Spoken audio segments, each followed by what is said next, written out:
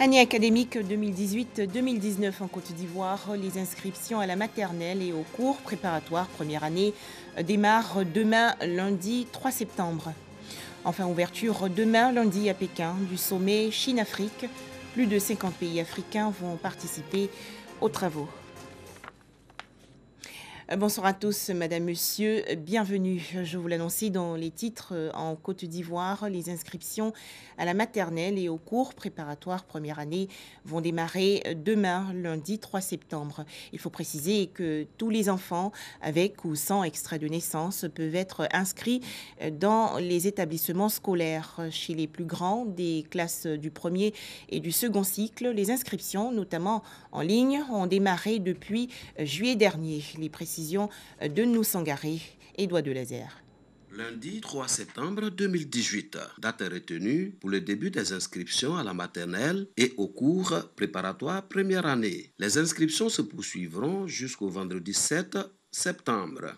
Les inscriptions aux primaires, n'est-ce pas, se font sans frais d'inscription. Deuxièmement, nous avons demandé à ce que tous les enfants de 6 à 9 ans soient inscrits. Les inscriptions peuvent se faire avec ou sans extrait d'acte de naissance, selon le chef de cabinet du ministre de l'Éducation nationale et de l'enseignement technique. Kouyaté Abdoulaye précise que cette décision s'inscrit dans la politique de scolarisation obligatoire initiée par l'État de Côte d'Ivoire. Aucun enfant de Côte d'Ivoire ne doit rester sans éducation. Donc il faut que tous les enfants aient une éducation. On ne saurait le faire sans que tous les enfants en âge d'aller à l'école soient à l'école.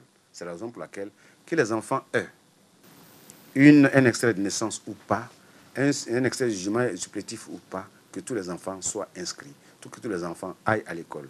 Il nous appartiendra maintenant de voir avec les parents. Les parents prendront les dispositions pour faire en sorte que les enfants aient un extrait de naissance avant, n'est-ce pas, la fin de la classe de CP1. Kouyaté Abdoulaye a également abordé la question des inscriptions en ligne au premier et au deuxième cycle. Sur plus de 2 millions d'élèves attendus, seulement 403 730 ont pu s'inscrire à ce jour. Les retardataires ont jusqu'au 8 septembre pour se mettre à jour. Date butoir des inscriptions.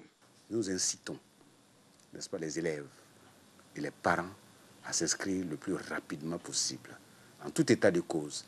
À partir du 8 septembre, nous allons arrêter les inscriptions en ligne. On a commencé les inscriptions assez tôt pour que tout se fasse avant la rentrée, de telle sorte qu'il y a des travaux à exécuter, n'est-ce pas, avant la rentrée, à savoir les listes des classes, les préparations, n'est-ce pas, des emplois du temps. Et tout ce travail administratif doit se faire pour que la rentrée se fasse. Si cela ne se fait pas, il est évident que cela va jouer sur le début effectif des cours, mais également sur le quantum horaire.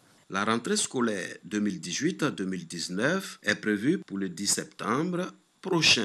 Parents, élèves, personnel éducatif et corps enseignants sont invités à une synergie d'action pour une réussite. Les parents doivent être en phase avec l'école pour savoir ce qui se passe à l'école, d'où leur implication dans la gestion de l'école. Quand il y a une relation étroite entre les parents et l'école, l'enfant, n'est-ce pas, a une bonne performance. Civisme et éducation de tous pour une école de qualité. C'est le thème retenu pour la rentrée scolaire 2018-2019. Et pendant que les écoles, collèges et lycées préparent déjà la nouvelle rentrée académique du côté de l'enseignement supérieur, on aborde l'examen du brevet de technicien supérieur. Les épreuves écrites du BTS 2018 vont donc se dérouler demain, lundi 3 septembre, et s'achever le samedi 8 septembre prochain. Dans l'actualité nationale également, cette collecte de fonds pour soutenir les enfants défavorisés et les artistes en difficulté. C'est une initiative de la Fondation Félix Tchako. Cet événement s'est déroulé dans la commune de Cocody. Nous Sangaré et Ami Koulibaly. Apporter aide et assistance aux enfants déshérités et aux artistes en difficulté. C'est tout le sens de ce gala de bienfaisance initié par la Fondation Félix Tchako, une organisation non gouvernementale qui œuvre dans le social. Au menu, une collecte de fonds à travers des tombolas, des ventes aux enchères de vêtements et des défilés de mode. Tout ce qui sera acheté ira directement à la fondation pour aider les artistes en difficulté, les enfants déshérités et puis les veuves. L'homme, d'abord, doit regarder dans l'humanitaire. On est né pour s'entraider, on est né pour vivre ensemble. Et elle a compris, quand elle a un morceau de pain, elle revient pour partager. Je loue cette initiative-là, je loue ce comportement et je suis venu pour la soutenir. La Fondation Félix Tchako entend faire de la lutte contre la pauvreté son cheval de bataille.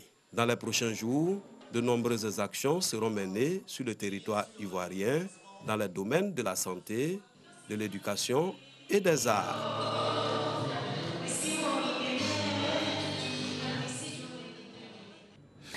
Autre actualité, la Côte d'Ivoire valorise et promeut ses produits locaux à travers la foire Made in Côte d'Ivoire. Cet événement se tient du 30 août au 9 septembre prochain dans la commune de Port-Boué. Je vous invite à découvrir tout de suite le savoir-faire des exposants. Ils sont au micro de Christiane Kogui et Edouard Delazer.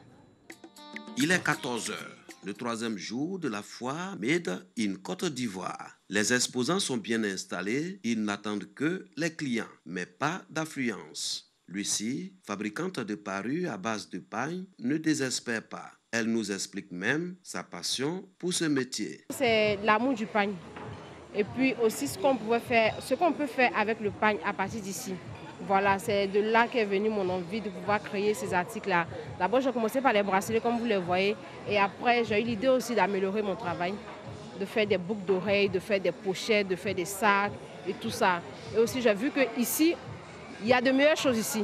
On n'a pas besoin d'acheter ailleurs. On a déjà tout ici. Juste à côté, Amando, confectionniste de perles et de pierres pour la fabrication des colliers et de bracelets. Une activité qui lui permet de subvenir à ses besoins. Je fais tout ce qui est perles, colliers, boucles d'oreilles, tout ce qui est fait perles, quoi. Donc ça, par exemple, j'ai fait une bague comme ça. Voilà, donc c'est une bague, c'est la finition que je suis en train de faire. Voilà, c'est un peu comme ça, quoi.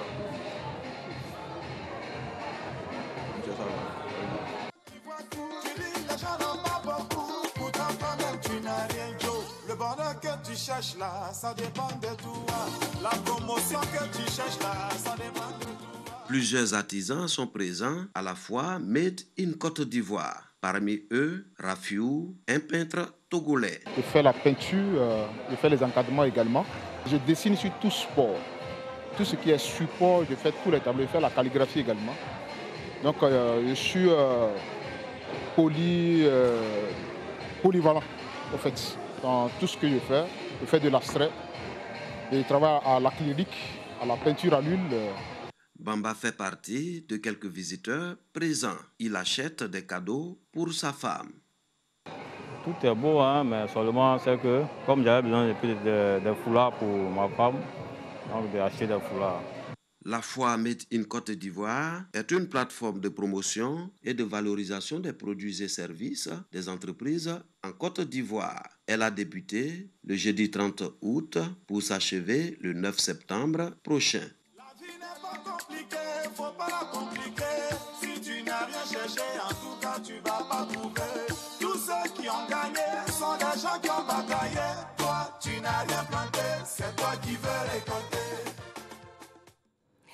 Culture, Serge Beno, désigné meilleur artiste des musiques urbaines ivoiriennes 2018.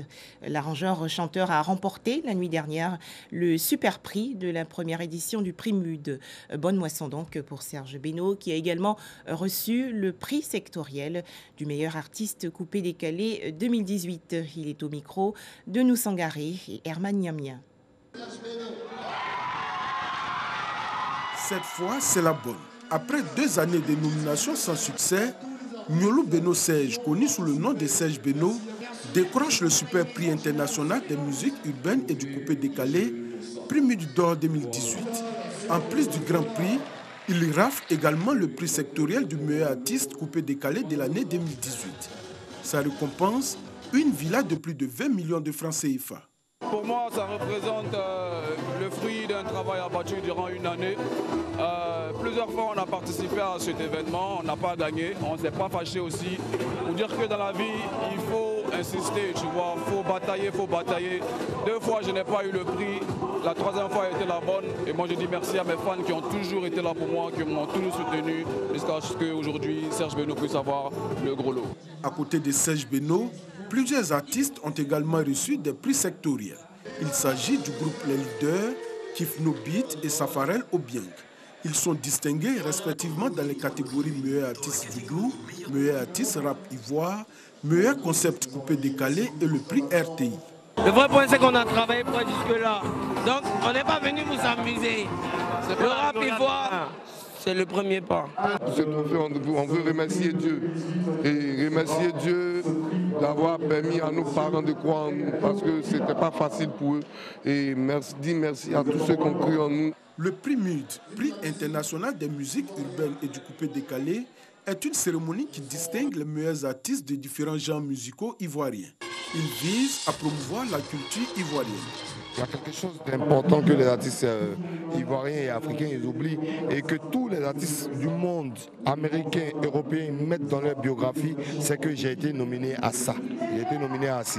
Être nominé, c'est déjà une reconnaissance, c'est ça. Les artistes, c'est des créateurs. Les artistes font bouger la nation. Les artistes font un temps soit peu oublier les problèmes, les soucis.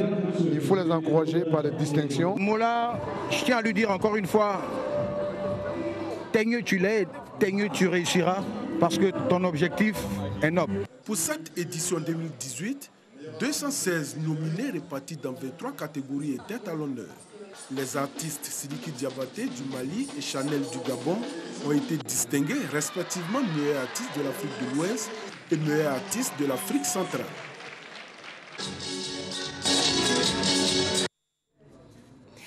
Grande émotion également chez les joueurs du stade d'Abidjan. Ils ont en effet enlevé hier le trophée de la 39e Supercoupe Félix Houphouët-Boigny, opposé au Sporting Club de Gagnoa en lieu et place de la SEC Mimosa. Le stade d'Abidjan s'est imposé par 2-1. Malgré le manque de compétition pour des raisons internes, le stade d'Abidjan a été très efficace devant le Sporting Club de Gagnoa. Cependant, la seule occasion nette de but à retenir en première mi-temps est à l'actif du Sporting Club de Gagnoa.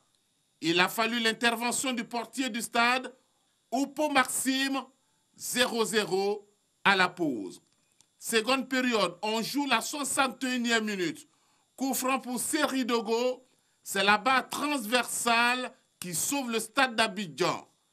68e minute, la pression est plus forte et sur ce centre bien travaillé de Mohamed Silla, c'est Ibrahim Zerbo qui de la tête ouvre le score pour le Sporting Club. Mais une joie de courte durée car à la 73e minute, sur une belle initiative, Zambi Roland égalise pour le stade d'Abidjan. Les données changent et à la 88e minute, cette fois sur un corner, c'est le stade d'Abidjan qui marque son deuxième but, signé Soumaïla Bakayoko, et qui s'offre la Supercoupe Félix Houphouët-Boigny. Voilà des précisions de Sébastien Ouénien du service sport. L'Afrique et la Chine veulent booster leur coopération. Plusieurs chefs d'État africains, dont le président de la République Alassane Ouattara, vont participer demain, lundi 3 septembre, au sommet Chine-Afrique. Les travaux vont se dérouler à Pékin, en Chine. En Afrique, la Chine cherche toujours à allonger sa liste de pays amis. Ainsi, ce forum de coopération sino-africain qui se tient tous les 3 ans est une aubaine pour le pays de montrer à ses partenaires africains ses capacités d'investissement. Pour ce 7e sommet, le président chinois Xi Jinping accueillera pendant 2 jours plus de 54 délégations gouvernementales africaines représentées au plus haut échelon par des chefs d'État et chefs de gouvernement. Le sommet verra aussi la participation du secrétaire général de l'ONU, Antonio Guterres, l'Union africaine et 26 organisations africaines et internationales. L'initiative chinoise baptisée la nouvelle route de la soie figure au premier plan de l'agenda du sommet. Un projet pharaonique de construction d'infrastructures destiné à relier la deuxième économie mondiale à ses partenaires commerciaux. En près de 25 années de collaboration, La Chine peut être fière de sa bonne relation avec les pays africains dont les investissements se chiffrent à plusieurs milliers de milliards de francs CFA. Par ailleurs, les prêts chinois soulèvent souvent des inquiétudes pour la stabilité financière de certains pays qui pourraient se trouver lourdement endettés pour de longues années. Aussi, des citoyens africains dénoncent parfois le recours à la main-d'œuvre et des contrats favorables aux entreprises chinoises au détriment des nationaux. Une coordination devra donc être établie lors de ce forum entre cette initiative chinoise, l'agenda 2030 du développement durable de l'ONU et l'agenda 2063 de l'Union africaine. Le forum sur la coopération sino-africaine, créé en 2000, est un cadre intergouvernemental de dialogue politique et de coopération économique entre la Chine et l'Afrique. On faisait le point avec Moussa Koulibaly et Herman Niamia. Excellente fin de semaine à tous sur RTI2.